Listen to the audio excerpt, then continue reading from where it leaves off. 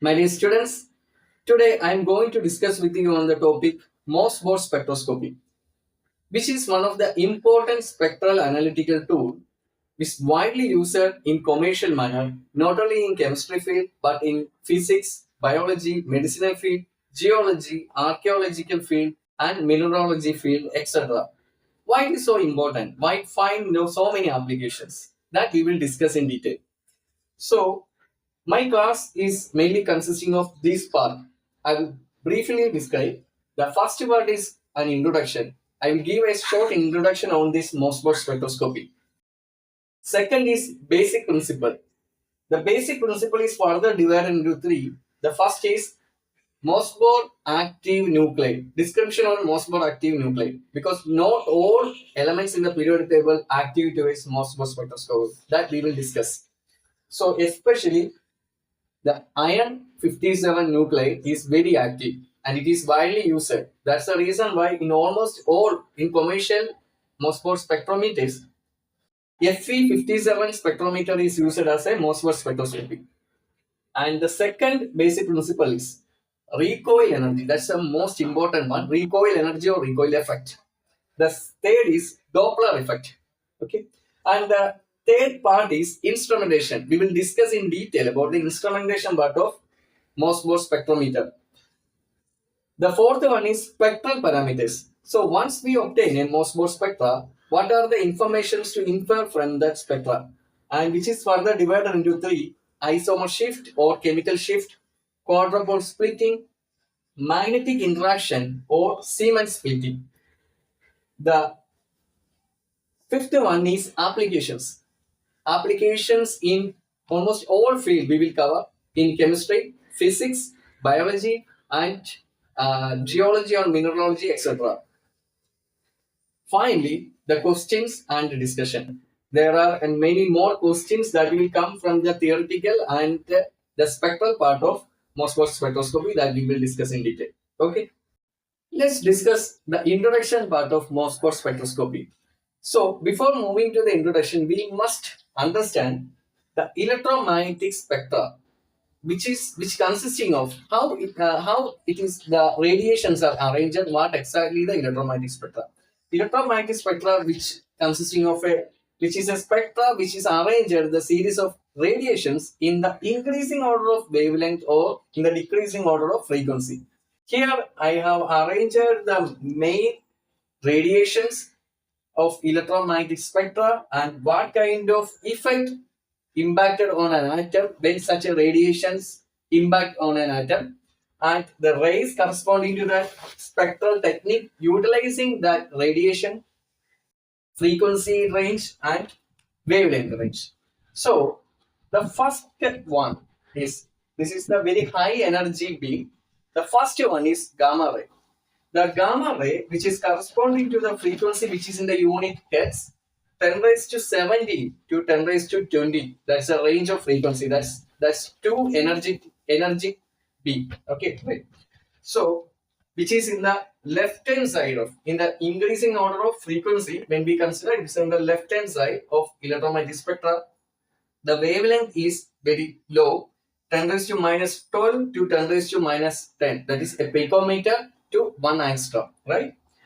So the spectral ray corresponding to that is gamma ray. And what kind of effect is happening? It's nuclear transition is happening. What is the nuclear transition? I will explain it. As you all know that in an atom, okay, this is a nucleus and this is K shell and L shell. If electron is there, okay, when we are giving an energy, what kind of, it can be, if the electron is here, when energy comes, this electron will jump to the next energy level, right? It get excited state, right? Electron will move from the ground state to excited state. So these are electron transition when it is irradiated to an energy or a beam of electromagnetic radiations. Just like electron transition, the nucleons is proton and neutrons collectively known as nucleons. So this proton and neutron is existing. The nucleus is situated in the nucleus in separate energy levels. just like electrons. So when energy fall on, if it is a proton or neutron, when energy fall on this proton or neutron, it will also get excited to another nuclear energy level, right? So the excitement or upon absorbing an electromagnetic radiation, the nucleons jump from one energy level to another energy level. That is known as nuclear transition. Okay, so nuclear transition happen when a gamma ray absorbed by a nucleus of an atom, nuclear transition will happen. This is the principle of Mössbauer spectroscopy. Okay, Mössbauer spectroscopy is using the concept upon absorbing gamma ray, nuclear transitions are happening. That's the reason why Mössbauer spectroscopy is also known as nuclear gamma ray resonance spectroscopy. Okay, nuclear gamma ray resonance spectroscopy. The second is X-ray. X-ray is which is in the range of frequency 10 raised to 16 to 10 raised to 80, and wavelength is 10 raised to minus 10 between 10 raised to minus 10 to 10 raised to minus 8. And what is the effect? Core electron transition. We have already covered X-ray photoelectron spectroscopy, XPS or SCA. Okay, so in case of XPS, when X-ray impact on an atom, the core electron, whether the electrons in the K shell or L shell, not in the valence shell, that's the point. The core electron will get ejected. So this cover XPS. The next one is UV visible spectra, that is using valence electron. That is the photoelectron spectroscopy. So in luminous spectroscopy, UV visible spectroscopy, which cover in the range of frequency 10 raised to minus 14 to 10 raised to minus 16, wavelength range 10 raised to minus 8 to 10 raised to 6. That covers the visible range and the UV. But what is the effect on atom? Valence electron will get ejected. Using this spectroscopic technique, we can find the ionization energy and many more properties. Valence electron, valence shell, oxidation state, etc. The next one is IR region, infrared, where the frequency range is 10 raised to 12 to 10 raised to 14, and the wavelength range is 10 raised to minus 6 to 10 raised to 4. IR spectroscopy envisages this spectral range, and what is the effect on the atom or the molecule? Molecular vibration spectroscopy or IR spectroscopy. Next is microwave. We are in the range of microwave range 10 raised to 10 to 10 raised to 12. Wavelength is 10 raised to minus 4 to 10 raised to 2. That is, wavelength is increasing in this direction. Which spectroscopy is using? ESR, electron spin resonance spectroscopy. ESR spectroscopy, which what the effect on the molecular rotation. So rotation of the molecule or atom, that will happen envisaged at the range microwave. The last one is radio waves. Radio waves in the frequency range of 10 raised to 6 to 10 raised to 10, and wavelength range is 10 raised to minus 2 to 10 raised to 2. The radio waves that's used in our wireless techniques, mobile. And this radio waves is used in NMR, nuclear magnetic resonance, and nuclear quadrupole resonance, NQR.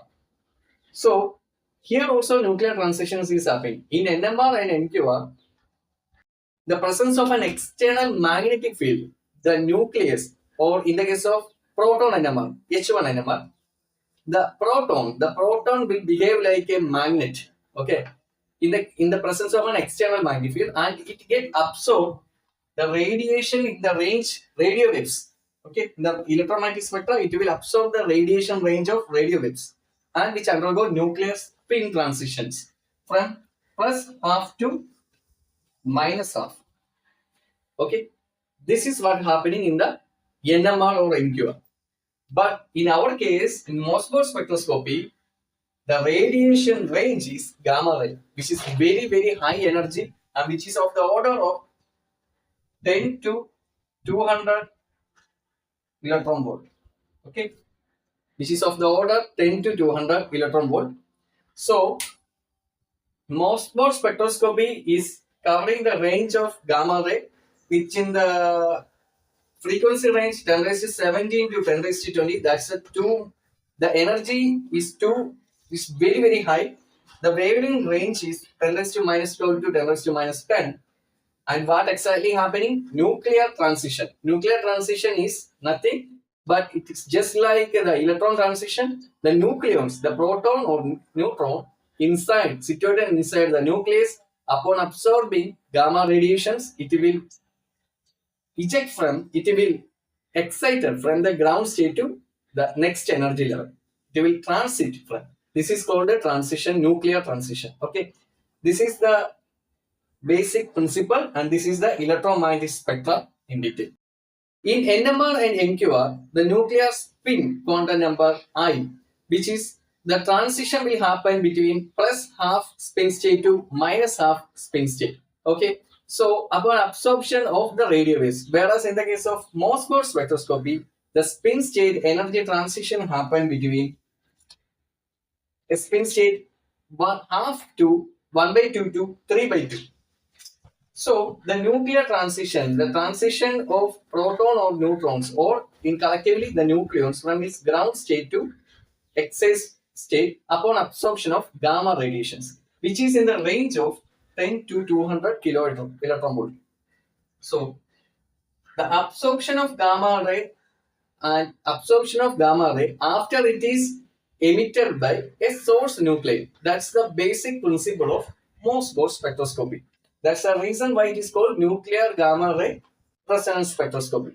So, who discovered this Mössbauer spectroscopy? The name itself suggests, name itself clear that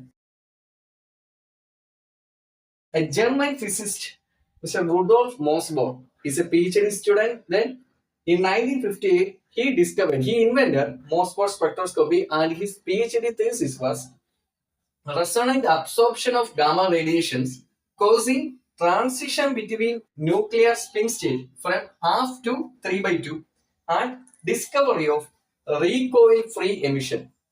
The recoil-free emission. The recoil-free means what is recoil effect?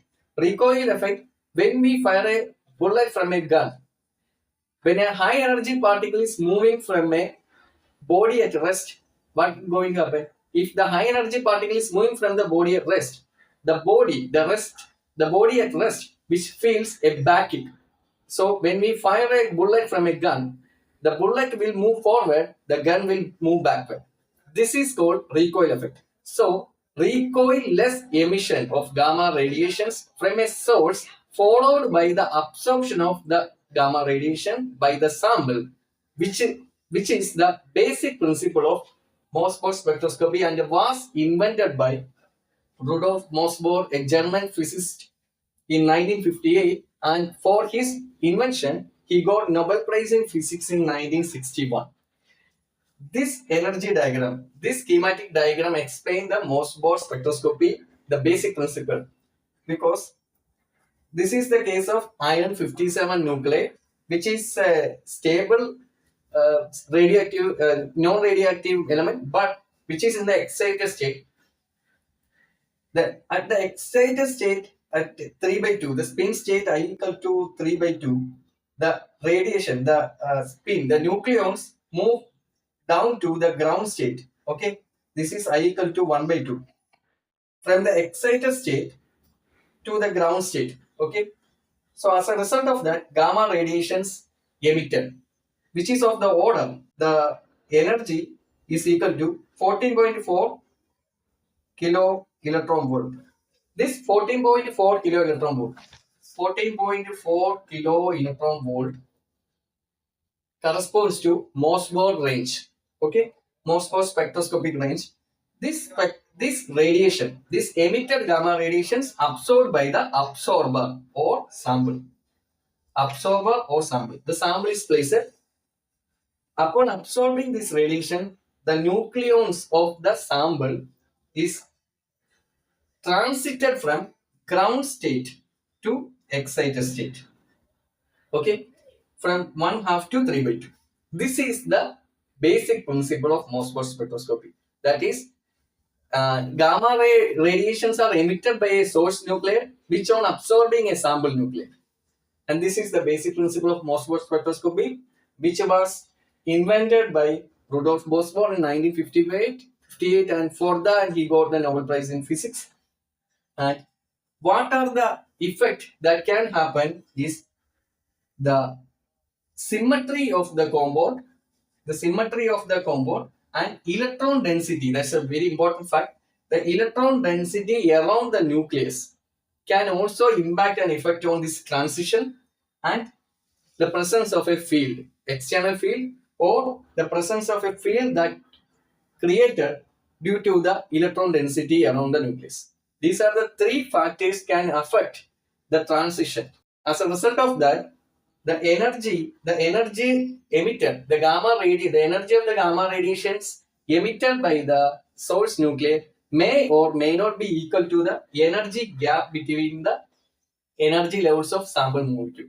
So this is how we are going to discuss in the basic principle part. Let me repeat.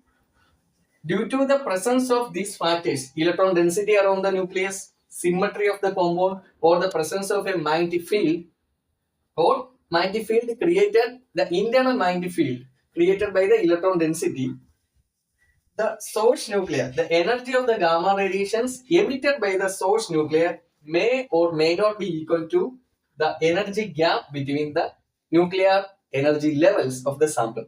So we have to we have to equalize the energy between the two. Okay.